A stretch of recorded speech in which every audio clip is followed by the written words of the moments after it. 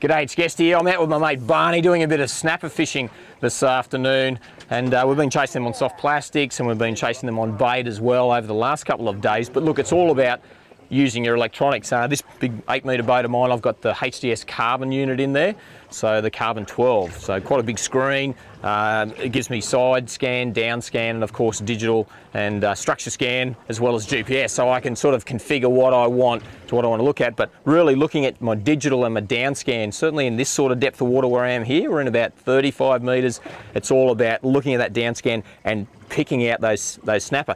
Generally, when there's a bit of current, they're pretty hard on the bottom, and by burling, you can get them to come up on the tide changes. If there's not a lot of current, you'll see them sit a little bit more in that mid-water area. Once we go in close and we're throwing soft plastics in and around the washers, then that side scan can really come into play. And even if it's not marking the snapper, it might be marking some bait and give you a bit of an idea of where to cast. Don't forget, get on that sensitivity button, change the sensitivity a little bit. Every time you're out, you've always got to adjust it, to suit water temperature, water clarity, sediment levels. All those things make a big difference in the picture that you're looking at. So don't be afraid to get in that menu. It's so easy on that system to change that sensitivity up and down.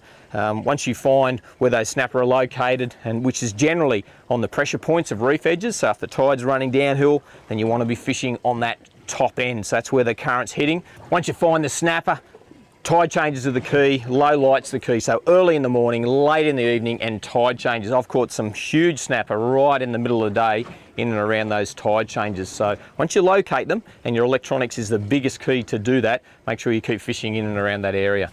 And look, there's the result. So it's all about electronics, using that sounder, marking the fish, trusting what you're seeing is actually what they are. And it took a little bit of time to get these fish to start to bite, but look at that, it's a beautiful snapper that swum up the Burley Trail, and the sounder's the key.